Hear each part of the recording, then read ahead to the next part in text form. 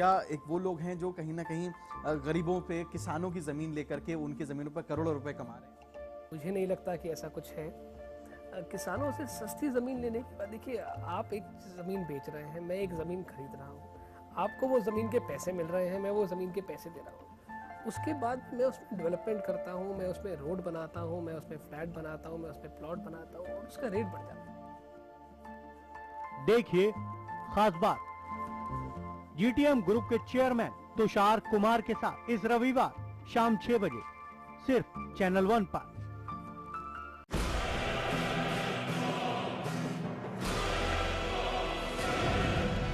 राजनीति के बदलते चेहरे,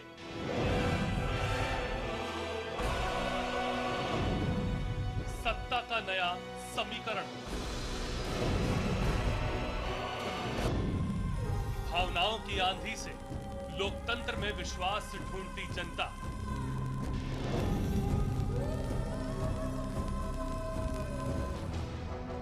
खबर की असल हकीकत पर जिम्मेदारी के साथ हर खबर है यहां खास,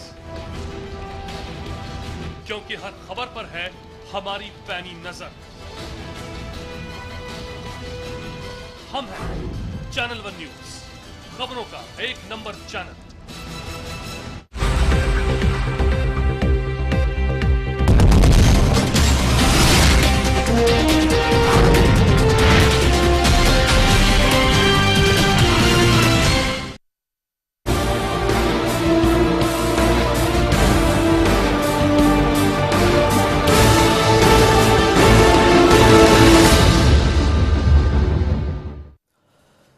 नमस्कार, प्राइम 8 में स्वागत है आपका। मैं हूं आपके साथ राजीव सिंह। इतने दिनों के लंबे इंतजार के बाद आखिरकार चुनाव के नतीजे आने में अब कुछ ही घंटे बाकी हैं। खासतौर पर सभी राजनीतिक पार्टियों को बेसब्री से नतीजों का इंतजार है। कौन जीतेगा, कौन हारेगा, इन्हीं सवालों के बीच कल का सूरज निकलेगा। वैसे अगर एग्जिट पोल की माने तो कांग्रेस हारती हुई नजर आ रही है ज्यादातर राज्यों में।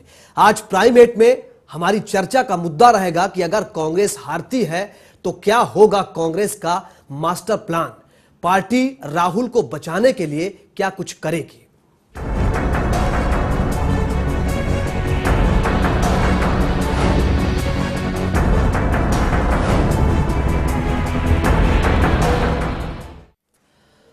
तो चुनावी नतीजों से पहले ही सभी राजनीतिक पार्टियों में हार जीत की जोड़ तोड़ शुरू हो गई है। वहीं एग्जिट पोल के नतीजों में दिखाई दे रही हार से कांग्रेस बौखला गई है। कांग्रेस ने अपनी हार के बाद अपने बचाव के लिए भी तैयारियां शुरू कर दी हैं, जिसके चलते कांग्रेस ने सभी कैबिनेट मंत्रियों की आपात बैठक बुलाई।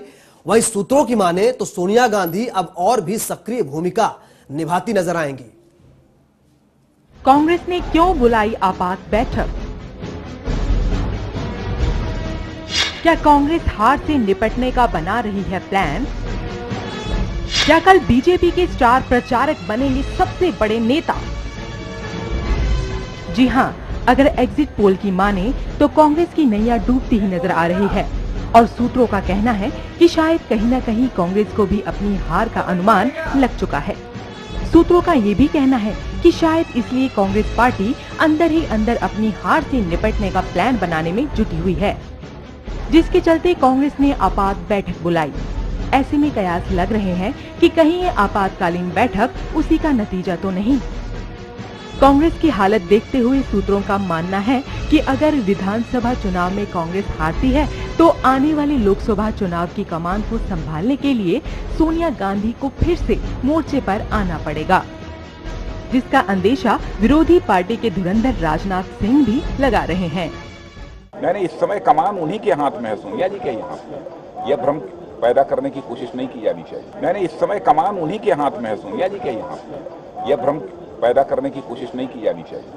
अब जब लोकसभा चुनाव महज 5 महीने दूर हैं, ठीक इसी वक्त यह महसूस किया जा रहा है कि दिल्ली, राजस्थान, मध्य प्रदेश और छत्तीसगढ़ के चुनावों में पार्टी के खिलाफ 0-4 से शिकस्त के चलते यूपीए विरोधी लहर है, जिसका असर लोकसभा चुनाव के दौरान भी कांग्रेस पर पड़ सकता है। वहीं जीत की बयार बीजेपी की स्टार प्रचारक मोदी की ओर बहती नजर आ रही है, जबकि प्रधानमंत्री मनमोहन सिंह ने भी माना कि बीजेपी के पीएम कैंडिडेट नरेंद्र मोदी को वो कम करके नहीं आंकते, वो उन्हें गंभीरता से लेते हैं और इसमें लापरवाही की गुंजाइश नहीं है। दूसरी तरफ कांग्रेस की बढ़ती मुसीबतों के चलते बीजेपी के राष्ट्रीय उपाध्यक्ष मुख्तार अब्बास नकवी भी कांग्रेस पर जुबानी प्रहार करते नजर आए। राज्यों के चुनाव के आधार पर हम मानते हैं कि जो देश में कांग्रेस के कुशासन के खिलाफ क्रांति का माहौल है वो साफ दिखाई पड़ रहा है। जो आंधी दिखाई उड़ रही है, जो तूफान है बदलाव का, उसको साफ तौर से इन राज्यों के चुनाव में देखा जा सकता है। लेकिन जो लोकसभा के आने वाले चुनाव हैं वो शुद्ध रूप से केंद्र सरकार की और कांग्रेस पार्टी के कुशासन की नाकामियों और कांग्रेस पार्टी के कुशासन के लेखे जोखे का समय होगा। वो इसलिए जो है कांग्रेस पार्टी को ये समझ लेना चाहिए कि सितारों के आगे जहां और भी है। एग्जिट पोल के बाद अब सबकी निगाहें 8 दिसंबर को आने वाले चुनावी नतीजों पर लगी हैं। फिलहाल नतीजे आने में अब कुछ ही घंटों का वक्त रह गया है और नतीजों को लेकर सभी राजनीतिक पार्टियों की सांसें अटकी हुई हैं।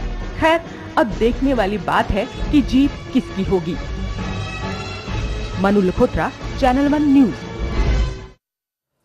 जी, तो सवाल यह है कि इन नतीजों के पहले बस कुछ ही समय बाकी है। इन सभी जो राज्य है, 4 राज्य खासकर, उनके नतीजे कल आ जाएंगे। लेकिन उससे पहले क्या कुछ चल रहा है पार्टियों में, क्या प्लान बना रही हैं दोनों पार्टियां, खासकर बड़ी पार्टियां कांग्रेस बीजेपी, इन पर हम बातचीत करेंगे। राम नारायण साहू जी हमारे साथ इस वक्त जुड़े हुए हैं लखनऊ से। बीजेपी नेता हैं आप। राम नारायण जी, स्वागत है आपका चैनल 1 में। क्या कुछ देख रहे हैं सर इन नतीजों से पहले? किस तरह की हलचल लग रही है आपको? क्या कुछ उम्मीद कर रहे हैं आप? जो हम देख रहे हैं पूरा देश देख रहा है जी। और इस समय जो माहौल है वो भारतीय जनता पार्टी सब महसूस करने लगे हैं। डॉक्टर मनमोहन सिंह जो हमारे प्रधानमंत्री हैं वो भी महसूस करने लगे हैं कि नरेंद्र मोदी उनके लिए एक चुनौती है। तो Narendra Modi mean Bharatiya Janata party. Bharatiya Janata party ने उनको प्रधानमंत्री का अपना कैंडिडेट बनाया है। तो इस समय इन लोगों की समझ में नहीं आ रहा क्या करे क्या ना करे, और सब इन्हीं का बनाया हुआ एक कि जो इन लोगों ने शुरू से जब से यूपीए 2 आई है गलतियों के ऊपर गलतियां और गलतियों के ऊपर गलतियां ही करते चले गए। और जिस तरह से कांग्रेस नेताओं के बयान आ रहे हैं राम नारायण जी, क्या लगता है आपको कि क्या कांग्रेस हार मान चुकी है? देखिए, ऐसा आएगा कि कांग्रेस हार मान चुकी है। अब वो जो है सिर्फ अपने लोगों का मनोबल ठीक करने के लिए कि ज्यादा गैप ना हो उसके लिए वो काम कर रहे हैं। ये तो मान चुके हैं कि हम सत्ता में आने वाले नहीं हैं, लेकिन जितना गैप को कम रख सकें उसके लिए प्रयास कर रहे हैं। जी, चलिए मैं आपके पास आऊंगा। हमारे साथ और भी खास मेहमान जुड़े हुए हैं इस वक्त बातचीत करने के लिए। हमारे साथ सतीश उपाध्याय जी हैं, बीजेपी नेता हैं आप, पूरे मसले पे बातचीत करेंगे। आम आदमी पार्टी नेता अनूप खन्ना जी हमारे साथ हैं, साथ ही सीनियर जर्नलिस्ट शरद शर्मा जी भी हमारे साथ जुड़े हैं। अनूप जी, आपके पास आना चाहूंगा।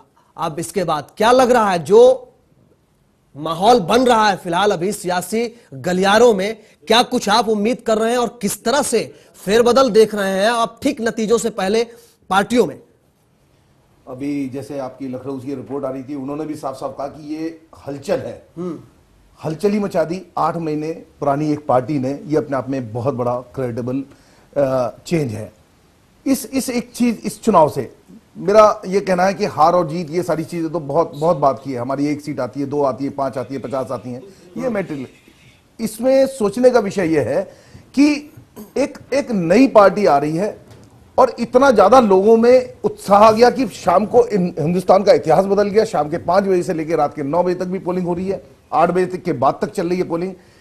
और ऐसे ऐसे लोग निकल के आ रहे हैं जो आपने सोचा नहीं था। बुजुर्ग आ रहे हैं, जवान आ रहे हैं, सारे बच्चे जिस तरह से निकल के सड़कों पर उतरे हैं, वो जो क्वालिटी क्राउड निकल के आई है, राजनीति में कभी क्वालिटी क्राउड नहीं आती थी। ठीक है, सबके अपने दावे हैं, जीत के सबके अपने दावे हैं। आपको क्या लगता है कितना बड़ा फेरबदल, किस तरह का फेरबदल आप इस बार नया फेरबदल? क्या ये आप फेरबदल नहीं मान रहे? हाँ। इतना बड़ा फेरबदल कि एक जो वो एक हमारे समाज का तबका जो बाहर नहीं निकलता था, जिसे राजनीति से कोई लेना देना नहीं था, वो निकल के आया है। ये अपने आप में एक बहुत बड़ा चेंज हमारी तरफ से आया है।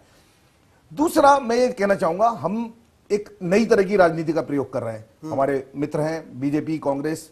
आपने इस चुनाव की एक बहुत खास बात देखी होगी कि ये पहला चुनाव हो रहा है जिसमें अन्य का नाम ही नहीं ले रहे। आप लोग भी नहीं ले रहे, सर्वे में भी नहीं ले रहे, किसी नहीं है, अन्य का नाम ले रहे हैं, क्यों नहीं ले रहे हैं? तीन पार्टी के बीच में चुनाव बताया जा रहा है, जिक्र है, लेकिन इसमें तीन पार्टी की मेन लड़ाई है, बीजेपी, कांग्रेस और आप। ये अपने आप में आपका, तो आपको लगता है कि आपको लेकर के कांग्रेस बीजेपी में खलबली मची हमने हुई है? विचारधारा चेंज करी है, क्या लगता है? विचारधारा पूरी चेंज करी है। अब अगर आप मुझे 1 मिनट का टाइम दें, मैं आपको बताऊंगा पहली बार हमने क्या क्या प्रयोग करे। हमने सिर्फ यहां पर सबसे पहले करा फ्री स्टेज शो, जितने भी कलाकार आए थे उन लोगों ने दिया।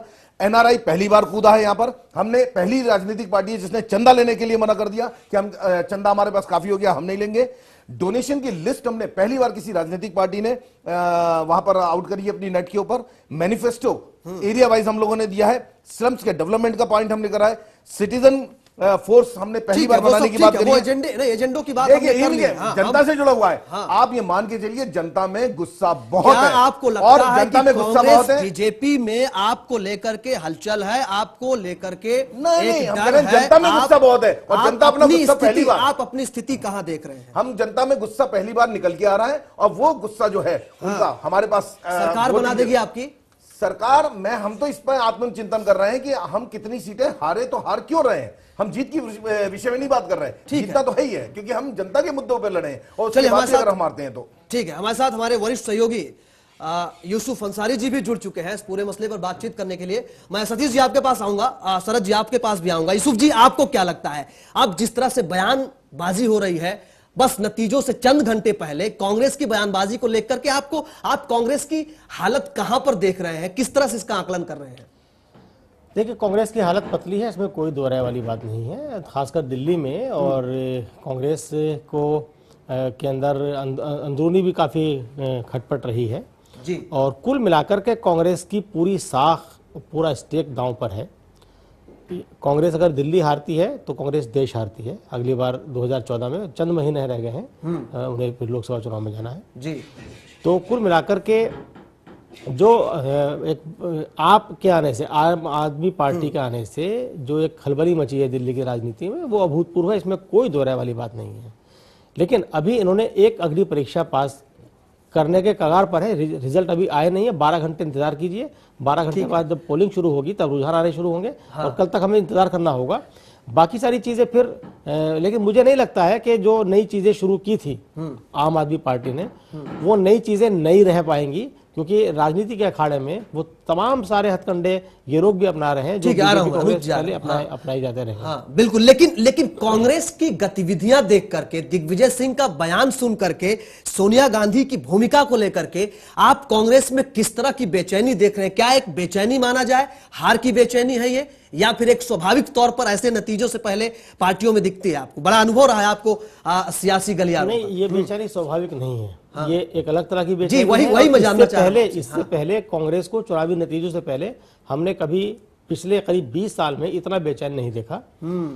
दिल्ली के चुनाव से, मतदान से कुछ दिन पहले कांग्रेस के तमाम बड़े बड़े नेता बहुत बेचैन थे कि किसी तरह हमारी पक्ष में कुछ हवा बन जाए, जो डैमेज हुआ है वो कंट्रोल हो जाए। कांग्रेस के अंदर दरअसल बहुत सारे ऐसे नेता हैं या खेमे बढ़ गए हैं जो कहीं ना कहीं ऑटोनोमस बॉडी की तरह काम करते हैं। जैसे इस बार दिल्ली की मुख्यमंत्री शीला दीक्षित के हाथों में चुनाव की पूरी कमान थी और उन्होंने किसी की नहीं चलने दी, तो वो भी एक फैक्टर रहा है। तो कई नेता उससे भी नाराज थे। तो कुल मिलाकर के ये है कि अगर दिल्ली का जो चुनाव है वो कांग्रेस के लिए बहुत अहम था, लेकिन कांग्रेस ने जितनी गंभीरता से उसे लेना चाहिए था उतनी गंभीरता जी, से एक नए किस्म की बेचैनी आपने माने। जी शरद जी, आपके प्रति आ रहा हूं, सतीश जी आपके पास आ रहा हूं मैं। शरद जी, आपकी पहली प्रतिक्रिया, आगे बातचीत को बढ़ाएंगे। कैंपेन से 2-3 दिन पहले ही कांग्रेस ने एक तरह से मीक सरेंडर कर दिया था, क्योंकि उनके कैंपेन में बड़े लीडर सारे नदारत थे। कांग्रेस ने अपनी हार मान ली थी एक तरह से। दिल्ली में अगर मैं देखा जाए, दिल्ली की चुनावी कैंपेन की अगर आप बात करते हैं तो मुझे जो लग रहा है कि अब ये वाले चुनाव के जो रिजल्ट आएंगे कल दोपहर तक पिक्चर साफ हो जाएगी, जो भी क्लियर हो जाएगा। उसमें तीनों पार्टियों में कुछ ना कुछ खलबली तो मचेगी। उसका रीजन मैं बता देता हूँ कि आप पार्टी है, जो आम आदमी पार्टी है, ये संभावित तौर पे बहुत अच्छी शुरुआत है। अगर वो 10-15 सीटें भी लेके आते हैं दिल्ली में, उनके लिए बहुत अच्छी शुरुआत है और उसका इम्पैक्ट अर्बन वोट पे पड़ेगा पूरे देश में। ठीक है, आपको लेकर आप जो देख रहे हैं जो परिस्थिति, उसमें क्या लगता है कि कांग्रेस क्या लूजर प्लान बना रही है? बीजेपी को किस हालत में देख रहे हैं? बीजेपी में नरेंद्र मोदी की भूमिका। बीजेपी में मैं एक बहुत इंटरेस्टिंग, मेरी जो ऑब्जर्वेशन ये है कि कल के बाद छत्तीसगढ़ और मध्य प्रदेश, ये दो प्रदेश हैं, अगर बीजेपी के खाते में जा रहे हैं जी, तो नरेंद्र मोदी कैंप के लिए थोड़ा सा अब ये होगा कि उनके लिए भी एक चिंता का विषय होगा, क्योंकि ये थर्ड टाइम होगा शिवराज चौहान का भी और रमन सिंह का भी। ठीक, तो अब पार्टी में कद उनका ऊंचा बढ़ेगा और शायद बीजेपी के लिए भी एक, मैं जो लग रहा है कि संकेत है कि एक ध्रुवीकरण जो पार्टी में हो रहा था वो शायद अब थोड़ा सा रुकेगा। जी सतीश जी, आपके पास आना चाहूंगा। हालांकि जो एग्जिट पोल के रुझान मिल रहे हैं, जो एग्जिट पोल में जो सीटों को दिखाया जा रहा है उसमें हालांकि बीजेपी को ठीक है बड़ी पार्टी के रूप में दिखाया जा रहा है, ज्यादातर राज्यों में बीजेपी को दिखाया जा रहा है, लेकिन दिल्ली की अगर बात करूं मैं तो डगर बहुत आसान नहीं है। क्या लगता है आपको? देखिए, तो समय बहुत थोड़ा सा रह गया है और आने वाले 12 घंटे के बाद आपको पता चलेगा कि बीजेपी पूर्ण बहुमत लेकर के आएगी।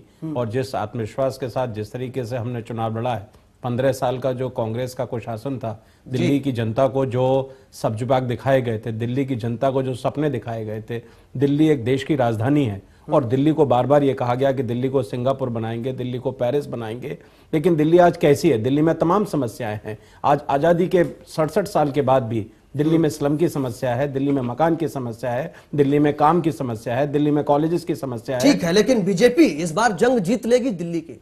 निश्चित रूप से जीतेगी। हम बहुत आत्मविश्वास के साथ ये कह रहे हैं कि बीजेपी जीतेगी नहीं, पूर्ण बहुमत से सरकार अपनी बनाएगी और दिल्ली को एक बेहतर प्रशासन देगी। किस तरह की बीजेपी में किस तरह की हलचल आप देख रहे हैं? क्या कुछ स्ट्रेटजी अभी बना रहे हैं आप लोग? निश्चित रूप से हम ये मान के चल रहे हैं कि बीजेपी सत्ता में आएगी और जिस प्रकार के जो वायदे हमने अपने घोषणा पत्र में किए हैं और जो हमने दिल्ली की जनता को 15 साल का जो एक मिसरूल है उससे बचाने के लिए बीजेपी अपनी तरफ से एक अच्छा शासन हम देंगे, ऑल्टरनेटिव प्रशासन देंगे। रामनारायण साहू जी हमारे साथ जुड़े हुए हैं। रामनारायण जी, क्या लगता है आपको कि जो नतीजे आएंगे क्या वो बीजेपी में मोदी की भूमिका भी तय करेंगे? मोदी की प्रतिष्ठा, उनकी साख भी दांव पर लगी हुई है? देखिए, मोदी इतने बड़े नेता बन चुके हैं कि उनकी साख और प्रतिष्ठा के बारे में किसी को चिंता नहीं करनी चाहिए। वो डे बाई डे पॉपुलरिटी उनकी बढ़ रही है, उनके काम से, उनकी सोच से। तो मोदी का तो कद बढ़ता ही जाएगा, मोदी का कद नहीं, कांग्रेस कह रही है कि मोदी का गुब्बारा फूट जाएगा नतीजों के बाद। हालांकि वो बेचैनी जो है वो अलग छोड़ दीजिए, लेकिन बयानबाजी तो यही है। देखिए, कांग्रेसी जो हैं वो कुछ ना कुछ, उनको तो कुछ ना कुछ कहना ही है, तो कुछ ना कुछ कहेंगे। पहले कुछ कह रहे थे, अब कुछ कह रहे हैं, अब ये बात कह रहे हैं कि सत्ता में आने के बाद मोदी खत्म हो जाएंगे। ऐसा बिल्कुल लोगों को गुमराह करने का काम कर रहे हैं। ऐसा कुछ होने वाला नहीं है। भारतीय जनता पार्टी अपनी सरकार बनाएगी और देश के प्रधानमंत्री नरेंद्र मोदी जी बनेंगे। हमारे पास यूसुफ जी, आपको लगता है रामनारायण जी जो कह रहे हैं उस बात से आप इत्तेफाक रखते हैं? मोदी की साख तो है दांव पर कहीं ना कहीं, और कांग्रेस ने यह भी कहा है कि गुब्बारा फूट जाएगा नतीजों के बाद। तो क्या आप उम्मीद करते हैं कि शाहू जी कुछ ऐसी बात बोले जो पार्टी अनुशासन के दायरे से बाहर हो? पार्टी अनुशासन, बहुत पुराने नेता है, पुराने कार्यकर्ता है पार्टी के, और पार्टी अनुशासन कभी कभी अंतरात्मा की आवाज भी बाहर आ जाती है। वो अंतरात्मा की आवाज भारतीय राजनीति में बाहर नहीं आती है, माफ कीजिएगा जी। जो बात उन्होंने कही मोदी में बदलाव हो रहा है, ये बात तो कांग्रेस के तमाम बड़े नेता मानते हैं। कल दिग्विजय सिंह ही बोल रहे थे एक प्रोग्राम के अंदर, नरेंद्र मोदी अटल बिहारी वाजपेयी की राह पे चल पड़े हैं। तो ये चीज तो दिखने लगी है, वो बात नहीं। लेकिन जहां तक चुनाव के नतीजों का सवाल है और उस चुनाव के नतीजों का असर 2014 में होने वाले चुनाव में पड़ने का सवाल है, दोनों बातें अलग हैं। 2003 और 2004 को आप याद कीजिए। 2003 में 3 राज्य कांग्रेस हारी थी, मध्य प्रदेश, छत्तीसगढ़ और राजस्थान। और उसके बाद बीजेपी यानी एनडीए की जो सरकार थी, उनको लगा कि कांग्रेस इस वक्त पस्त है और अभी चुनाव करा लिए जाए। चुनाव होने थे अक्टूबर में अगले साल, करीब 1 साल के बाद।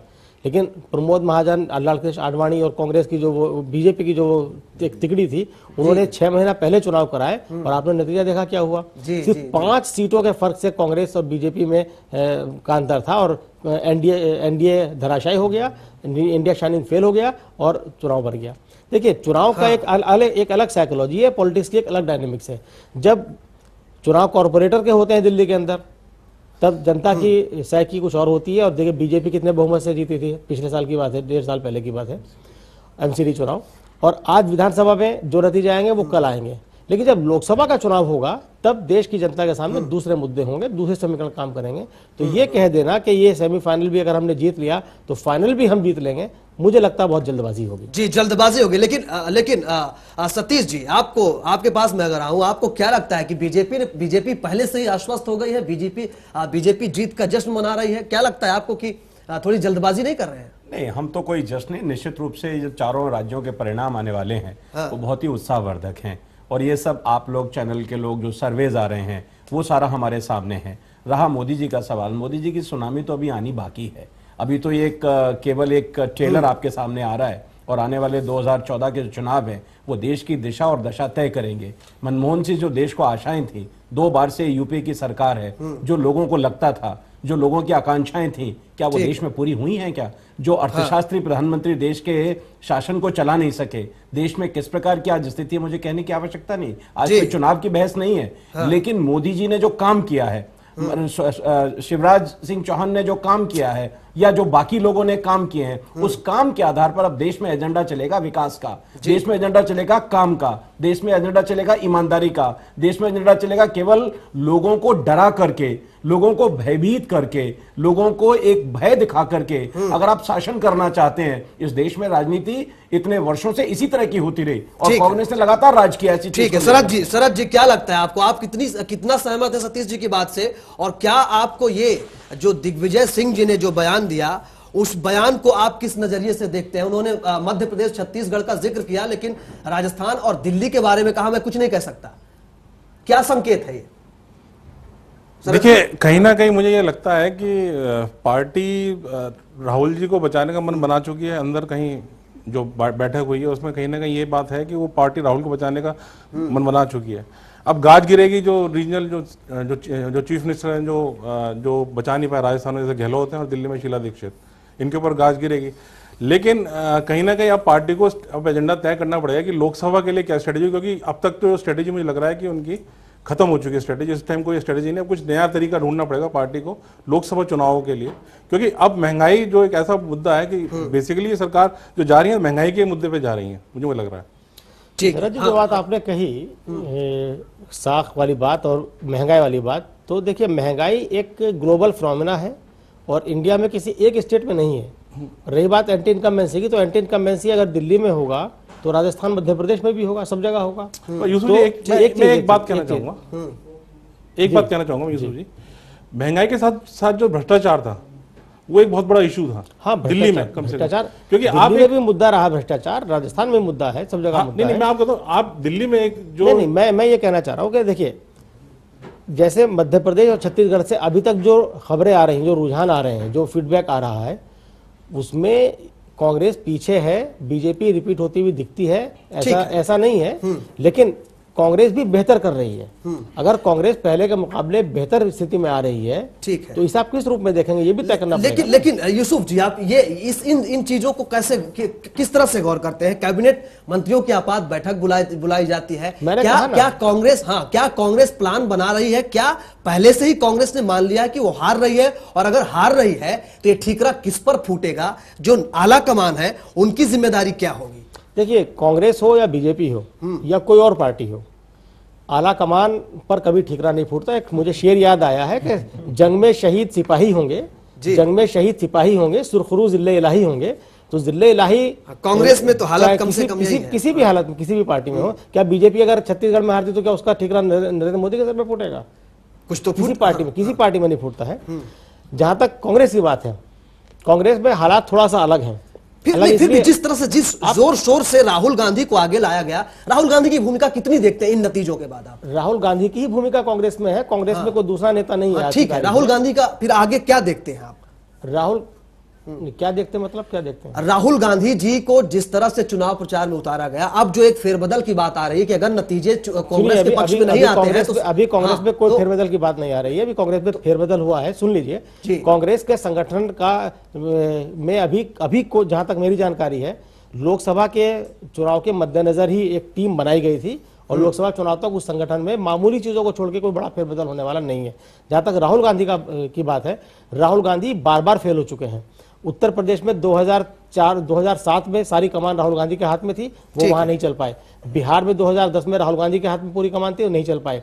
और अब सारी कमान यहाँ पर जो चारों राज्य में हुए हैं, यहाँ पर भी राहुल गांधी के हाथ में सारी चीजें हैं, लेकिन वो नहीं चल पा रहे। ये बात बिल्कुल सच है, आईने की तरह साफ है। लेकिन अगर कोई ये समझता है कि इसकी वजह से राहुल गांधी पर कोई घास गिर जाएगी, उन्हें हटा दिया जाएगा, तो ये गलत है। ये हो सकता है कि राहुल गांधी की मदद करने के लिए प्रियंका को मैदान में उतार दिया जाए, या कांग्रेस में इसकी एक मांग हो सकती है, जैसे कि बीजेपी के बड़े नेताओं ने आशंका भी जताई है कि अब कांग्रेस अपना ट्रम्प कार्ड खेलेगी। तो ये हर राजनीतिक पार्टी का अपना अपना एक तरीका होता है कि कब किसको आगे लाना है। तो जो अभी जो आपने बात की तमाम नेताओं की मीटिंग के बारे में, तो मैंने पहले भी यह बात कही है कि इस तरह की बेचैनी कांग्रेस में इससे पहले कभी नहीं देखी गई, या एक अलग तरह की बेचैनी है।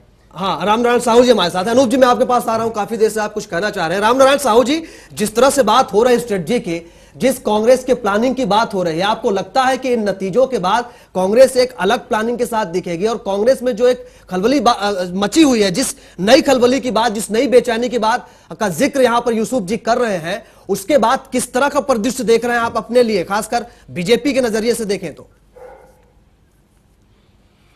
देखिए, अब कांग्रेस का जो एक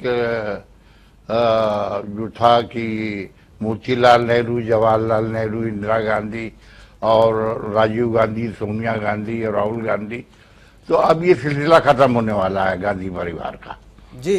और राहुल गांधी में वो दमखम है ही नहीं कि अब राहुल गांधी की जो सभा होती है तो उसमें वो भीड़ का इंतजार करते हैं, और भीड़ जो है वो मोदी जी का इंतजार करती है।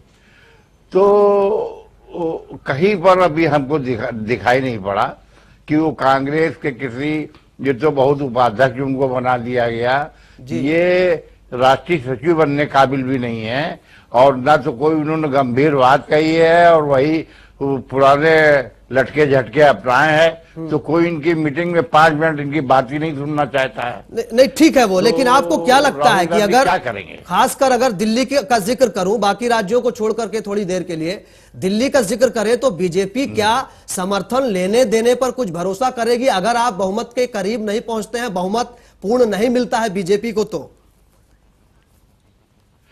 ओ देखिए, पूरे बहुमत में आ रहे हैं, किस तरह की संभावना है, किस तरह के विकल्प है आपके पास? नहीं होना चाहिए जी। अरे विकल्प है, देखिए जो भाजपा ने जो काम किया है, ये अटल जी की विरासत है, और श्यामा प्रसाद मुखर्जी और उपाध्याय जी से लेकर के और अभी तक भारतीय जनता पार्टी ने, भले वो हार गई, इंडिया साइनिंग तो हुआ था, लेकिन ये बात इनकी सही है कि जो 6 महीने पहले चुनाव करा दिए गए, वो निर्णय उचित नहीं था।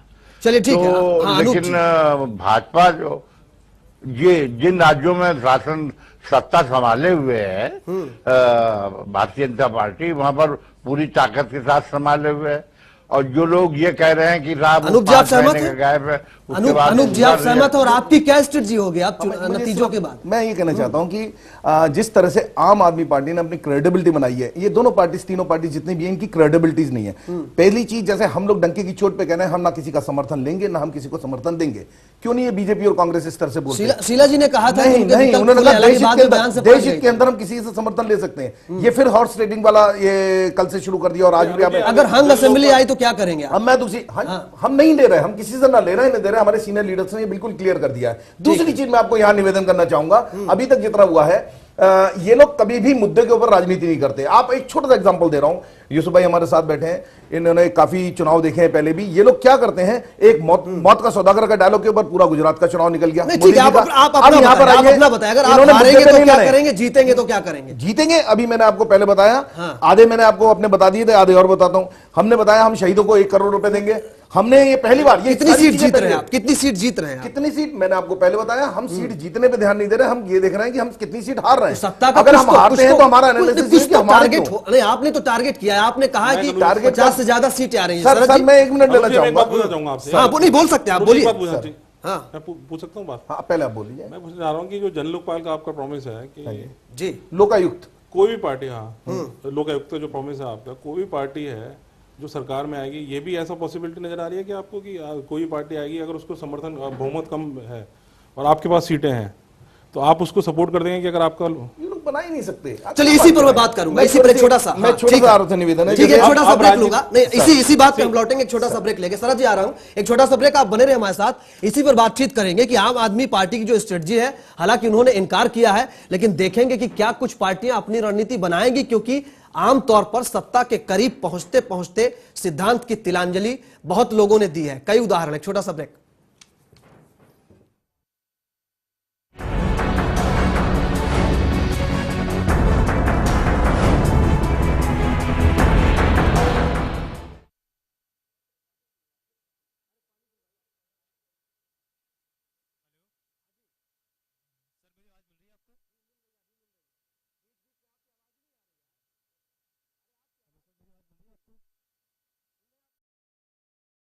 Developing lifestyles, developing opportunity, developing taste, developing the future, developing trust, developing dreams, developing faith. Amrapali Group, developing India. रोसालिन रहे जहां, दर्द न रहे वहां। भावसार का आयुर्वेदिक रोसालिन मालिश तेल। ऐसा घर आपने नहीं देखा होगा, संभाल के पोछा मारा अभी। आइए, ओ भाई साहब ये देखिए हॉल, ये देखिए चिल्ड्रंस रूम, देखिए कितना बड़ा है। आपके बच्चे खेलते खेलते थक जाएंगे। हो गया, मजे ले लिए। आइए, और ये है बेडरूम, इसकी खिड़की से तारे दिखते हैं, तारे। आपको क्या लगा प्रॉपर्टी डीलर हुआ? अरे आपको अपना घर दिखा रहा था। पर्ल्स इंफ्रास्ट्रक्चर, हम जानते हैं कि घर अरमान, उम्मीदों और सपनों का बना होता है, तभी तो हम घर बनाते हैं, जिंदगियां बनाते हैं। अक्षय बाथरूम कब धोगे? आज संडे है ना। मजबूत हाथ या खिलता कमर, कौन जीता कौन हारा, हर राज्य में सबसे पहले फैसला 2013 सिर्फ चैनल 1 पर।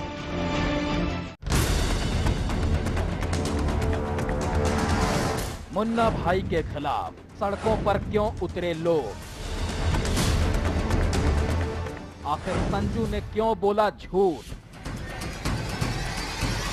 जेल में मुन्ना पर मेहरबानी। देखिए मुन्ना का सफेद झूठ, आज रात 9:30 बजे सिर्फ चैनल 1 न्यूज पर।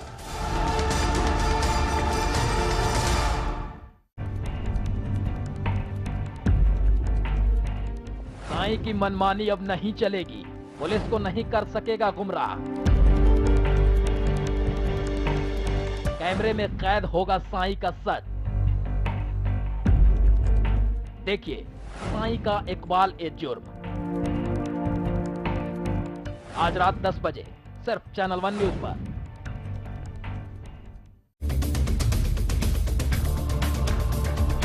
कौन होगा पास, कौन होगा फेल, जनता पर किसका चलेगा जादू, कौन मारेगा सियासत में बाजी, सत्ता की लड़ाई में किसे मिलेगा सिंहासन। सबसे पहले सबसे तेज रॉकेट की रफ्तार से फैसला 2013, 8 सितंबर को दिन भर खुलेगा 4 राज्यों की किस्मत का पिटारा, सिर्फ चैनल 1 न्यूज पर।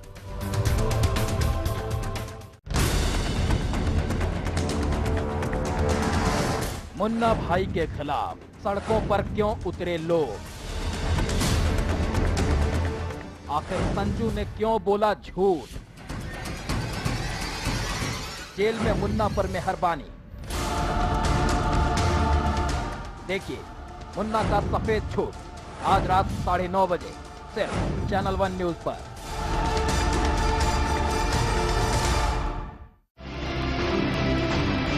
मजबूत हाथ या खिलता कमर, कौन जीता कौन हारा,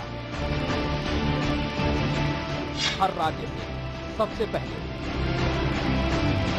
फैसला 2013 सिर्फ चैनल 1 पर।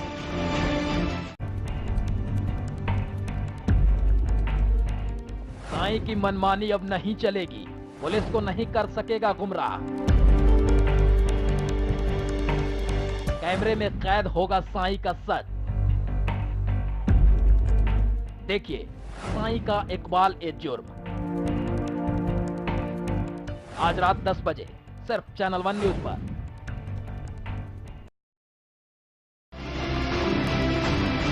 मजबूत हाथ या खिलता कमर, कौन जीता कौन हारा,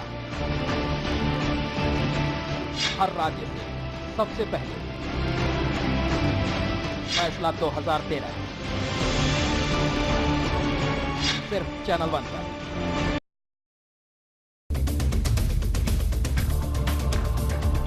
कौन होगा पास, कौन होगा फेल,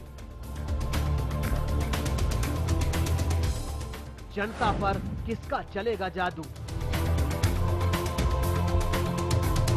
कौन मारेगा सियासत में बाजी, सत्ता की लड़ाई में किसे मिलेगा सिंहासन।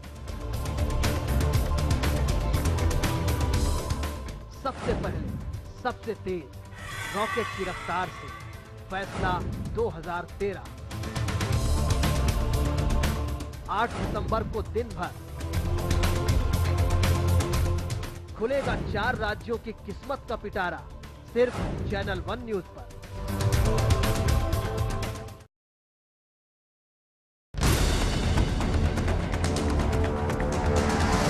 मुन्ना भाई के खिलाफ सड़कों पर क्यों उतरे लोग, आखिर संजू ने क्यों बोला झूठ, जेल में मुन्ना पर मेहरबानी। देखिए मुन्ना का सफेद झूठ, आज रात 9:30 बजे सिर्फ चैनल 1 न्यूज पर।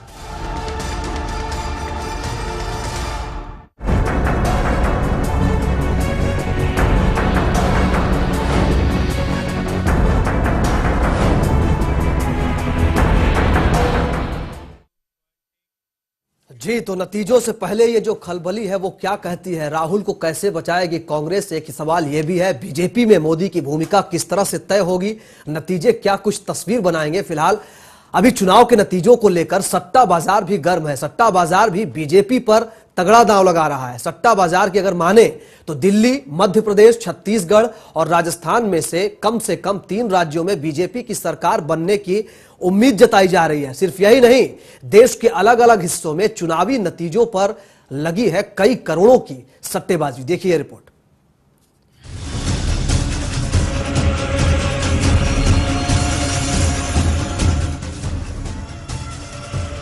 सट्टेबाजों का बीजेपी पर तगड़ा दांव, क्या जीतेगी बीजेपी? चुनावी नतीजों पर 100 करोड़ का सट्टा। जी हां, देश में विधानसभा चुनाव के नतीजों को लेकर खूब सट्टेबाजी चल रही है। दिल्ली में मतदान के बाद सट्टा बाजार गर्मा गया है। बीजेपी की सरकार बनाने पर सट्टेबाजों ने करीब 1000 करोड़ का दांव खेला है, जबकि कांग्रेस को लेकर सट्टा बाजार नरम दिखाई दे रहा है। वहीं आम आदमी पार्टी की साख बाजार में कहीं दिखाई नहीं दे रही है, तो दूसरी तरफ बीएसपी को लेकर सट्टेबाजों में फिर भी उत्साह दिखाई दे रहा है। सट्टा बाजार में काम करने वाले बुकी की माने तो दिल्ली की सत्ता पर कब्जा जमाने को लेकर सट्टा बाजार में बीजेपी का रेट 10 पैसा हो गया है। वहीं कांग्रेस के रेट में 30 पैसे बना हुआ है। सट्टे बाजार में सक्रिय बड़े बुकी के मुताबिक बाजार में इस वक्त बीजेपी का रेट 15 पैसे हो गया है। यानी अगर कोई बीजेपी पर 1 लाख रुपया लगाता है तो उसे 4.25 लाख रुपए मिलेंगे। तो वहीं कांग्रेस दूसरे नंबर पर बनी हुई है, यानी अगर कोई कांग्रेस पर दांव लगाता है तो उसे 2 से 2.5 लाख रुपए ही मिलेंगे। सट्टेबाजों का चुनावी गणित, आइए एक नजर डालते हैं सट्टेबाजों के चुनावी गणित पर। राजस्थान बीजेपी 120 सीटें, कांग्रेस 55 से 56 सीटें। मध्य प्रदेश बीजेपी 135 सीटें, कांग्रेस 90 सीटें। छत्तीसगढ़ बीजेपी 40 से 42 सीटें, कांग्रेस को 36 से 38 सीटें। दिल्ली बीजेपी 36 से 37 सीटें, कांग्रेस 25 सीटें। आम आदमी पार्टी 6 से 8 सीटें। सिर्फ यही नहीं, चुनावी नतीजों को लेकर हरियाणा भी पीछे नहीं है। हरियाणा के भिवानी में भी सट्टा बाजार गर्म है। चुनाव के नतीजों को लेकर अब तक करीब 100 करोड़ का सट्टा लग चुका है। वहीं दूसरी तरफ बीकानेर में चुनावी सट्टेबाजी के इस खेल में दांव लगने का आंकड़ा 2 अरब से ऊपर पहुंच गया है। फिलहाल प्रशासन और पुलिस बड़े पैमाने पर चल रहे चुनावी सट्टेबाजी की पुख्ता जानकारी होने के बावजूद किसी तरह की पाबंदी के लिए कोई प्रयास करती नजर नहीं आ रही है। खैर, अब ये देखना दिलचस्प होगा कि सट्टेबाजों के दांव सही बैठते हैं या नहीं। Manu Lakhotra, channel one news. जी, तो सट्टा बाजार में भी भगवा रंग देखने को मिल रहा है। अनूप जी, आप कुछ अलग ही दावे कर रहे हैं, सट्टा बाजार कुछ अलग ही दावा कर रहा है, सट्टा बाजार में भी भगवा रंग चढ़ा हुआ है। देखिए, अब तो बहुत कम, जैसे हमारे मित्र बीजेपी के बैठे हैं, इन्होंने कहा 10-12 घंटे 15 घंटे रह गए, तो कोई खास बात नहीं है इसमें। और मैंने आपको बार बार निवेदन कर रहा हूं कि हम लोग यह जो राजनीति की शुरुआत करी है हम लोगों ने, वो हमने किसी मुद्दे के ऊपर करी है। वो जो बात मेरी अधूरी रह गई थी, मैं 1 मिनट का टाइम, आधा मिनट का चाहिए मेरे को आपसे। हम ये कह रहे हैं, हमने हमेशा मुद्दे की बात करी है इस पूरी राजनीति के अंदर। अगर आप देखें, मोदी जी की रैली हुई थी यहाँ पर, उन्होंने कहां से शुरुआत करी? शहजादा। उसके जवाब हमारे मनीष तिवारी जी ने जवाब दिया, इशकजादा, साहिबजादा, और इसमें तालियां बजती नहीं, मुद्दे गौड़ हो गए। एक जासूसी कन्या का मामला था, कोई उसमें जासूसी वसूसी होती रही, जैसी चुनाव खत्म हुए वो खत्म हो गया, मुद्दे फिर गौड़ हो गए। मैं छोटी सी घटना बताना चाहता हूं कि हमने जितने भी राजनीति करी है, सिर्फ हमने आम आदमी की समस्या उठाई है। जैसे हमारा दावा है कि हम शहीदों को 1 करोड़ रुपए देंगे, एजुकेशन और हेल्थ को हमारी इसके अंदर पूरे में सबसे ज्यादा अहमियत दी गई है। अगर एजुकेशन आदमी की ठीक है तो सब कुछ ठीक है, ये मानना हमारा है। ठीक है, अब ये तो जनता ने सुन लिया, ये तो जनता ने सुन लिया है। अब उसका क्या रुझान है, जनता ने तो ईवीएम में बंद किया है। हाँ, बार बार निवेदन किया कि हम जीत के ऊपर इतना ध्यान नहीं दे रहे, हम हमेशा एनालिसिस कुछ तो प्लान होगा, हारेंगे तो क्या करेंगे, क्या प्लान है? दिल्ली में जितने लोगों से बात करी है, 10 में से 8 आदमी आज भी ये हमसे कह रहे हैं कि हमने झाड़ू चली है। और जैसे ठीक है, सतीश जी आपको जवाब देंगे बेहतर। सतीश जी आप। हाँ, देखिए, मेरा ये कहना है कि अनूप जी अभी पहले कह रहे थे कि दोनों पार्टियों की विश्वसनीयता नहीं है। लोकतंत्र में सभी को कुछ भी कहने का अधिकार है और वो कुछ भी कह सकते हैं, लेकिन आम आदमी पार्टी, जो अनूप जी से मैं कहना चाहता हूं कि चुनाव तो अब समाप्त हो गया, घोषणा पत्र में हमने भी बहुत कुछ कहा है और आपने भी बहुत कुछ कहा है, और आपको बहुत सारी चीजें अभी इस पार्टी ने जन्म लिया है। जब ये अभी इनका ऐसे टेस्ट होना है, आप जब जीत करके आएंगे और जनता के सामने जो बात आप कर रहे हैं, अभी आपकी डिलीवरी कुछ भी नहीं है। जब डिलीवरी होगी तब यह तय होगा कि आप क्या करेंगे। रहा इस चीज का कि आप बिल्कुल सिद्धांतों पर और मान्यताओं पर चल रहे हैं, इसमें ऐसा नहीं है। मैं आपको बताता हूं कि आपने अपना सिद्धांत बनाया था कि आप किन लोगों को उम्मीदवार बनाएंगे। अब आप कहते हैं कि हम बिल्कुल, एक प्रोसेस है हमारा, उस प्रोसेस के थ्रू उम्मीदवारी करते हैं। कालका जी से धर्मवीर, 1 दिन पहले आपने पहले कोई उम्मीदवार तय किया और उसके बाद आपने बना दिया। तो क्या आप ये बताइए, क्या बीजेपी जोड़ तोड़ में, बीजेपी क्या जोड़ तोड़ में लग गई है? मेरा, हाँ, आ रहा हूं, सुन लीजिए, बात सुन लीजिए। मेरा ये कहना है कि आप जो कह रहे हैं, इस देश में राजनीतिक दलों की विश्वसनीयता अगर घटी है तो इसलिए घटी है, जो कहते हैं वो करते नहीं है। अब आम आदमी पार्टी, अनूप जी आप जो कहते हैं करते नहीं। आम आदमी पार्टी ये कहती है कि जो हम कहते हैं वो हम करते हैं। मैंने एक उदाहरण आपको दिया कि जिस तरीके से जो प्रोसेस था कि एक पूरी कमेटी बैठेगी, आप ये लोगों से चर्चा करेंगे और लास्ट वाले दिन आपने लोगों को सीट दे दी।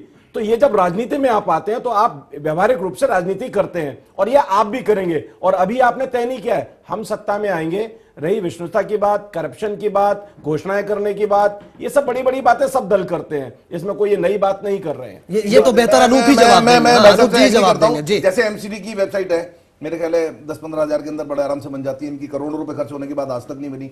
एमसीडी का जितना बड़ा भ्रष्टाचार है, कहीं किसी से छुपानी है। और ये बात डायरेक्टली इनडायरेक्टली इन्होंने मानी है कि इनकी पार्टी में ऐसा होता रहा है। अब मैं इस बात को कहता हूं, आज से पहले जब तक हमारी पार्टी नहीं बनी थी, मैं किसी ना किसी पार्टी को तो वोट देता हूँ। सपा को दे सकता था, बसपा को दे सकता था, बीजेपी को या कांग्रेस को। अब आप कहते हैं ये बीजेपी का आदमी है, अब ये आम आदमी पार्टी में चला गया, ये कांग्रेस का था। बिल्कुल गलत है। लेकिन जब हमारी पार्टी तो आपकी पार्टी ने दिया है, कई लोगों ने दिया है, जो उसका पूरा जो अलग अलग पार्टियों से सब कुछ हुआ है। और जो आम आदमी पार्टी के पुराने कार्यकर्ता थे, सारी मीटिंग्स बैठी है हमारे यहाँ। तो हर नहीं, उनका साफ तौर पे कहना यह है कि ये पहले सिद्धांत की बात करना अलग बात है, बाद में आप आएंगे सत्ता में तो आप भी वही करेंगे। जी, ये बात जो अभी कही बहुत सही बात कही है। कई और जगह पर जिन सिद्धांतों की बात अरविंद केजरीवाल और उनकी पूरी टीम करती नजर आती थी, पूरे चुनावी प्रोसेस के अंदर वो टूटी है। कायदे में होना ये चाहिए था कि आम आदमी पार्टी से एक भी ऐसे उम्मीदवार को टिकट नहीं मिलना चाहिए था जिसके ऊपर किसी तरह का केस लंबित है, आपराधिक मामले चल रहे हैं। एक वापस लिया, लेकिन 5-6 आपके अभी 5-6 में उनके ऊपर वो केसेस नहीं है, जैसे अरविंद केजरीवाल के। ठीक है, वो पहले किसी पार्टी में जरूर रहे हैं, ये बात हो रही है। एक मिनट, दूसरी बात, जो बात आई, एक उम्मीदवार ने यहां तक आरोप लगाया है जो पहले उम्मीदवार घोषित हो चुका था आपसे, और बाद में उसकी जगह किसी दूसरे आदमी को टिकट दे दिया गया और उस पर एक हैवी अमाउंट के ट्रांजैक्शन का भी आरोप है। तो ये वो काम जो राजनीति में 8 महीने पुरानी पार्टी है वो कर रही है, 8 महीने में कर रही है, जो लोगों को काम करने में 8-8, 10-10 साल लग जाते हैं। तो जो इन्होंने दावा किया था कि हम अलग पार्टी हैं, अलग तरह की व्यवस्था ला रहे हैं, वो ऐसा कुछ नहीं है। ठीक है, मैं आ रहा हूं आपके पास। इन्हीं के दल से जो टूटे हुए लोग हैं, जो लोग टूटे हुए हैं, उन्होंने अलग अलग कैंपेन किए हैं। अरविंद केजरीवाल जी पर आरोप लगे हैं, उन पर आरोप हलफनामे में जो इसीलिए ठीक है, उनका जवाब नहीं आया है और बहुत सारी चीजें हैं। दूसरी बात, एक मिनट अनुज जी, मुझे कहने दीजिए, पूरा मौका मिलेगा आपको कहने का। मैं कोई आम आदमी पार्टी का, किसी पार्टी का मुखालिफ नहीं हूं, हम जर्नलिस्ट हैं और हम निष्पक्षता के साथ बात कहते हैं। कुछ और भी आरोप लगे हैं जिनका अरविंद केजरीवाल की तरफ से और बाकी पार्टी की तरफ से जवाब आना अभी बाकी है। चुनाव आयोग में भी मामला आज गया है, समय सीमा खर्च की जो सीमा थी उससे ज्यादा खर्च करने का। तो फिर वो ईमानदारी के दावे कहाँ हवा हो गए? मतलब हाँ ठीक है। दूसरी बात, अभी सत्ता में आप आई नहीं है, लेकिन बड़े नेताओं के जो तेवर हैं वो सत्ता में बैठे हुए नेताओं की तरह है और अहंकार बहुत ज्यादा इन लोगों में आ गया है। तो इस देश को यह भी तय करना है कि ऐसे लोग जो सत्ता में आने से पहले इस तरह के तेवर दिखा रहे हैं, जो संवैधानिक अधिकारों के हनन तक की बातें करने लगे हैं, ठीक है, तो क्या इनका सत्ता में आना? रामनारायण साहू जी बहुत देर से सुन रहे हैं, मैं आपके पास आ रहा हूं सर जी। रामनारायण साहू जी, सवाल मेरा यह है आपसे कि आम आदमी पार्टी के कई नेताओं ने आरोप यह लगाया है कि बीजेपी जो है वो तोड़ मोड़ की राजनीति में लगी हुई है, जो कई नेताओं से संपर्क किया गया है उनको अपनी तरफ मिलाने के लिए। क्या जोड़ तोड़ की राजनीति में बीजेपी लग गई है? नहीं, ऐसा नहीं है। देखिए, ये नई पार्टी है और अभी मिच्योरिटी की कमी है, तो ये बात नहीं है जोड़ तोड़ में लग गई है। सब लोग जो है मोदी जी का करंट ऐसा पूरे भारत में चल रहा है, नगरों में तो चल रहा है, देहातों में भी चल रहा है, तो उसको जोड़ तोड़ की राजनीति करने की जरूरत नहीं। मनीष सिसोदिया ने यह दावा किया है कि हमारे कई नेताओं के संपर्क में बीजेपी के लोग हैं। अनूप जी बैठे हुए, अनूप जी बेहतर बताएंगे। अनूप जी देखिए, ये लोग खुल के ये क्यों नहीं कहते कि हम किसी का समर्थन नहीं लेंगे, जैसे हम लोग कह रहे हैं बार बार, ये गोलमोल शब्दों में क्यों कहते हैं? बीजेपी, कांग्रेस सब इसमें एक बार ये कहते हैं हम किसी का समर्थन नहीं लेंगे, अगर कोई देने आएगा आम आदमी पार्टी का हम उसका भी नहीं लेंगे। कहते क्यों नहीं? हम लोग कह रहे हैं ना इस बात को। दूसरी बात यहां कहूंगा, यूसुफ भाई ने जो बात बहुत अच्छी कही, सीनियर जर्नलिस्ट है हमारे, और अगर ऐसा एहसास होता है कि हम लोग के अंदर कुछ अहंकार आ रहा है, हो सकता है, देखिए हम लोग बहुत ज्यादा पीड़ित रहे हैं आज तक, इन मुद्दों पे कभी किसी ने कोई बात नहीं करी है, और अब हम लोगों ने बात शुरू करी है, उसमें ऐसा प्रतीत हो सकता है, और अगर ऐसा हो रहा है तो हम आत्मचिंतन हमारे साथ। मैं आ रहा हूं सर जी, आपके पास आऊंगा मैं। पीके मिश्रा जी हमारे साथ कांग्रेस के जुड़ चुके हैं बातचीत करने के लिए। पीके मिश्रा जी, क्या लगता है आपको कि चुनाव नतीजों से पहले कांग्रेस में एक बेचैनी है इस बात को लेकर के कि वो हार रही है? बिल्कुल नहीं, बिल्कुल भी बेचैनी नहीं है जी, क्योंकि नतीजा जब कल आएगी तो आप देखिएगा हमारे पार्टी के तमाम नेताओं को ये विश्वास है दिल्ली की जनता पे कि दिल्ली की जनता बहुत समझदार, बहुत सुलझे हुए लोग हैं जी। नहीं, एक दिग्विजय सिंह ने एक बयान दिया, उन्होंने ये कहा कि एमपी राजस्थान में तो कांग्रेस की अच्छी स्थिति है, लेकिन राजस्थान और दिल्ली के बारे में उन्होंने कहा मुझे नहीं पता क्या होगा।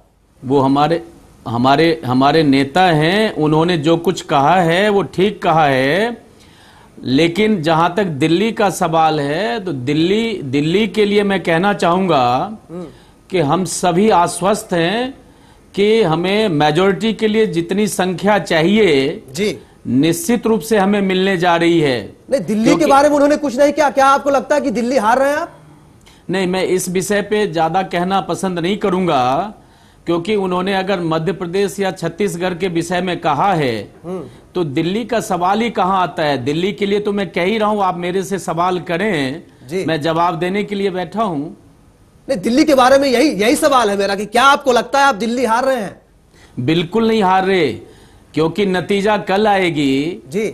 और आज ये कहना कि हम दिल्ली हार रहे हैं या जीत रहे हैं, हमें सभी जो एग्जिट पोल आ रहे हैं, एग्जिट पोल में कांग्रेस हार रही है, सभी स्टेट में पीछे हो रही है। क्या स्ट्रेटजी है आपको, क्या लगता है कि क्या कांग्रेस में एक जो खबरें आ रही हैं, क्या लूजर प्लान बन रहा है?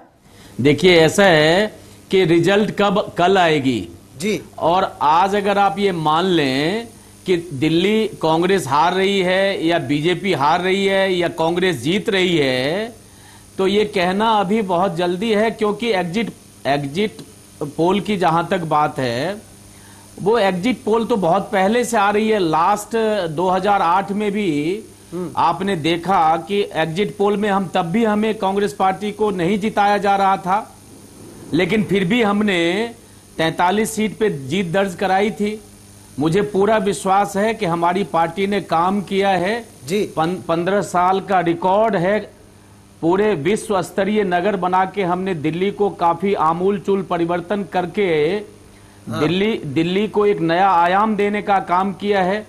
इसलिए कहीं से ये सवाल ही नहीं खड़ा होता कि दिल्ली हम हार रहे हैं, दिल्ली हम जीत रहे हैं, सरकार हम बनाएंगे। ठीक है पीके मिश्रा जी, कितनी सीटें मिल रही हैं आपको? यहाँ पे हमारे साथ बहुत मेहमान मौजूद हैं, सबकी अपनी राय है। बीजेपी अपने दावे कर रही है, साथ ही क्या समर्थन लेने देने पर भरोसा करेंगे?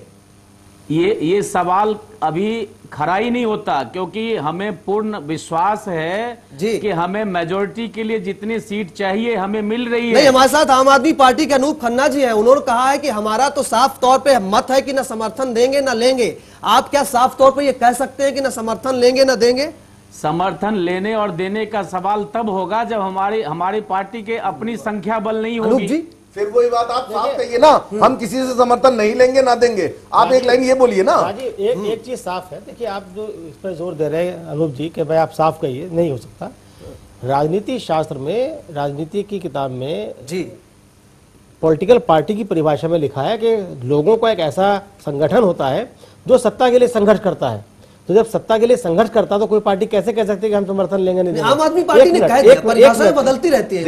परिभाषा नहीं, अभी थोड़ी देर पहले आप ही कह रहे थे राजू सुनिए, कि बदलाव होना चाहिए। आम आदमी पार्टी और बाकी पार्टियों में फर्क है। बीजेपी और कांग्रेस बारी बारी से सत्ता में रह चुकी है। आम आदमी पार्टी एकदम नई पार्टी है, उसे अपना वजूद खड़ा करना है। वो ये बात कह सकती है कि हम किसी से समर्थन न लेंगे न देंगे, लेकिन ये भी इनकी डबल बातें हैं। एक तरफ ये कहते हैं कि इस बार हम 50 से ज्यादा सीटें लेकर आ रहे हैं, और दूसरी तरफ कहते हैं समर्थन देंगे न लेंगे। तो पहले अनूप जी ये क्लियर करें कि साहब वो उनकी सीटें 50 से ज्यादा आ रही हैं या समर्थन देने उनके समर्थन से? आपने पहला सवाल ये करा कितनी सीटें ला रहे हैं, हमने उसका जवाब ये दिया। आपने पहला सवाल ये करा कितनी सीटें ला रहे हैं, हमने कहा 50+ ला रहे हैं। आपने कहा अगर इतनी नहीं आई तो क्या करेंगे? तो कह दिया कि 56 चलेगी, इस बार 147 से ऊपर निकल गए। दूसरा सवाल आपने करा अगर नहीं आई तो ये सुबह मुझे जाल में मत बताइए, हम लोग नए लोग हैं, अभी 8-9 महीने हुए हैं। शरद जी कुछ देर काफी देर से देखिए, अभी कांग्रेस के अगर प्लान की बात करें तो मैं ये कहना चाहूंगा कि कांग्रेस के लिए अब सबसे बड़ा चैलेंज इस टाइम ये होगा कि आफ्टर दिस इलेक्शन रिजल्ट कि अपने अलाइज जो हैं, यूपीए 2 के अलाइज हैं, उसको कैसे इंटैक्ट किया जाए। ठीक है, शीला दीक्षित जी ने बयान दिया था बीच में, हालांकि बाद में वो पलट गई थी। उन्होंने कहा था, आम आदमी पार्टी से समर्थन लेने की बात हुई थी, उन्होंने कहा था हमारे सारे विकल्प खुले हैं, और विकल्प खुले भी होते हैं। जो परिस्थिति है अभी वो विकल्प खुले भी हैं, लेकिन विकल्पों पर कितना आपको क्या लगता है कि ये किस तरह की सियासत होगी इसको लेकर? शरद जी देखिए, पहली बात तो है कि विकल्प अगर खुले हैं तो डेफिनेटली कुछ ना कुछ कोशिश तो की जाएगी कांग्रेस की तरफ से। अगर नहीं होता तो 6 महीने बाद चुनाव दोबारा होगा। नहीं, पीके मिश्रा जी इसका जवाब नहीं दे रहे। विकल्प खुले होने का मतलब, जैसे आपने कहा, बीजेपी के पास भी विकल्प खुले हैं, कांग्रेस के पास भी खुले हैं। मैं जवाब देना चाहता हूं। आम आदमी पार्टी ने यह बात कही है कि हम बीजेपी और कांग्रेस में से किसी को समर्थन नहीं देंगे, लेकिन इन्होंने भी ये खुलासा नहीं किया कि अगर इनको 4-5 सीटों के समर्थन की जरूरत पड़ती तो किसी से ले सकते हैं। बीएसपी होगी, दूसरे अन्य अनूप जी लेंगे समर्थन लेंगे। हमने बार-बार ये बात कही है कि ये बीजेपी अल्टीमेटली चुनाव हो रहा है सरकार बनाने के लिए। सर हमने कहा बिहाइंड द कर्टन ये लोग मिलकर चुनाव लड़ना है, तो नहीं समर्थन नहीं, बात सरकार बनाने की तो हो रही है ना। अगर सरकार, ये जेन्युइन सवाल है, कह रहे हैं कि बीजेपी और कांग्रेस में से हम ना किसी को समर्थन देंगे ना लेंगे। अगर आपकी सीटें इतनी आती हैं मान ली 30 के आसपास सीटें आती हैं और उनको 5 या 6 सीटों की जरूरत पड़ती है, तो क्या जो अन्य होंगे क्या उनके समर्थन आपको लेंगे कि दिक्कत नहीं लेंगे? आपको दिक्कत तो कांग्रेस बीजेपी से है, अदर भी है कई संख्या नहीं, इसमें शायद इस चुनाव के अंदर अदर्स बिल्कुल भी नहीं होंगे, ये मेरा अपना मानना है। नहीं होंगे अदर, नहीं मान लीजिए सियासत में तो कुछ भी हो सकता है ना। नहीं है, ये मान के चल। ठीक है, हाँ सतीश जी देखिए ये जो सत्ता का सारी चीज मान के चल रहे हैं, तो बता दीजिए बाकी अन्य का जिक्र नहीं है। मेरा ये आम आदमी पार्टी सर फाइनल कहना है कि अनिश्चितताओं के बेस पर आप निश्चित जवाब जो मांग रहे हैं, और दूसरा बात सही है, मैं यूसुफ भाई बात से सहमत करता हूं कि बीजेपी कांग्रेस को आप छोड़ दीजिए, बार बार आप नए दावे करते हैं। जो अन्य दल हैं आप इतनी उससे कहते हैं एक बार तो कि मेरी 50 सीटें आ जाएंगी, अभी आप कह रहे हैं कि बड़े गंभीरता के साथ विश्वसनीयता के साथ कि अन्य कोई दल आएगा ही नहीं। अगर अन्य कोई दल आएगा तो उसका आधार पर कह रहा हूं, ठीक है, समय की कमी है, पार्टियों ने अन्य के लिए 5-7 इसलिए जनता दल यू है, जस्टिस पार्टी है, बहुजन समाजवादी पार्टी है, इनके संदर्भ में आज ये अनुमान लगा लेना कि सब कुछ आम आदमी को मिलेगा और बीजेपी कांग्रेस को मिलेगा, जल्दी से लगता है कि ये जल्दी से कि किसी चैनल पे किसी जगह सिर्फ 3 लोगों की फाइट बताई गई है। ये फाइट आप लोग बता रहे हैं, मीडिया बता रहा है, हम नहीं कर रहे। ये खुशफहमी है। बीएसपी यहाँ पे सरकार जितने एग्जिट पोल हुए हैं अलग अलग ऑर्गेनाइजेशन ने किए हैं, सबने आम आदमी पार्टी को भी सीटें दी हैं और अन्य को भी अदर भी है, 5-6 के कम से कम 5-6 की संख्या में अदर है। शरद जी आखिरी प्रतिक्रिया आपसे जल्दी से। देखिए यही आम आदमी पार्टी की शायद ये दिक्कत होने वाली है कि जो इनका अभी दम है, जो इनको शायद अत्यधिक आत्मविश्वास है, इनको अब धीरे धीरे मुझे लगता है कि politics is an art of impossible, तो इनको भी समझौता करना पड़ेगा कहीं ना कहीं, और शायद इनका मास्टर प्लान कहीं ना कहीं तैयार हो चुका होगा पार्टी की सेंट्रल कमेटी। ये देखने वाली बात होगी। रामनारायण साहू जी हमारे साथ है। रामनारायण जी समय की कमी है सर, आखिरी प्रतिक्रिया आपसे, किस तरह की स्ट्रेटजी होगी जो जोड़ तोड़ की बात हो रही है? दिल्ली की बात कर रहे हैं आप जी? हाँ देखिए ऐसा है, वहां पर भारतीय जनता पार्टी पूरे बहुमत से आ रही है। उन्होंने शीला दीक्षित जी ने विकल्प खोल रखे हैं, ये कहते हैं हम समर्थन लेंगे और न देंगे। अरे आपके समर्थन की जरूरत ही नहीं पड़ेगी, क्या फुल फ्लैज में आ रही है पार्टी। ठीक है, पीके मिश्रा जी आखिरी प्रतिक्रिया आपसे, क्या कांग्रेस किस तरह की स्ट्रेटजी अपनाएगी? साथ ही मैं ये भी आखिरी में आपसे जल्दी से जानना चाहूंगा कि क्या कांग्रेस इस हार का, अगर हार होती है तो क्या ये परिवर्तन, बड़ा परिवर्तन होगा कांग्रेस में? जो खबरें आ रही हैं कि सोनिया गांधी जिम्मेदारी संभाल लेंगी लोकसभा की। ऐसे है कि देश के अंदर गठबंधन की राजनीति से कोई इनकार नहीं कर सकता जी, लेकिन दिल्ली का जहां तक पर्टिकुलरली दिल्ली का सवाल है, दिल्ली में मैंने पहले भी कहा और अभी भी कह रहा हूं, दिल्ली में हमें मेजोरिटी के लिए जितने संख्या चाहिए वो हमें मिल रही है। हम दिल्ली में सरकार बनाने जा रहे हैं। जहां तक सवाल है कि नेतृत्व देने का, माननीय सोनिया गांधी जी हमारी देश की और हमारी पार्टी की सर्वमान्य नेता हैं और उनका जो फैसला होगा वो हम सबको मान्य होता है, वो फैसला देश हित में होता है। ठीक है, इसलिए ये कह देना कि उन्होंने संभालने की बावजूद, उन्होंने तो संभाल ही रखा है, देश ही वो चला रही हैं और इसलिए गठबंधन की राजनीति देश के अंदर तो है। दिल्ली में ऐसा नहीं है। राहुल गांधी जी की बात कर रहे थे हम। ठीक है सर, रिजल्ट से पहले ये कह देना कि अटकलों के आधार पे कल हम हार रहे हैं और जीत रहे हैं, रिजल्ट तो कल आने दीजिए। ठीक है सर, मुझे विश्वास है कि हमारी सरकार कांग्रेस की जवाब भी नहीं बनेगी। होते हैं। हाँ ठीक है, बहुत शुक्रिया आप सभी मेहमानों का हमसे बातचीत करने के लिए, अपना समय निकालने के लिए। प्राइम 8 में इतना ही, नतीजों का इंतजार करिए, बस कुछ घंटे बाकी है। बहुत शुक्रिया।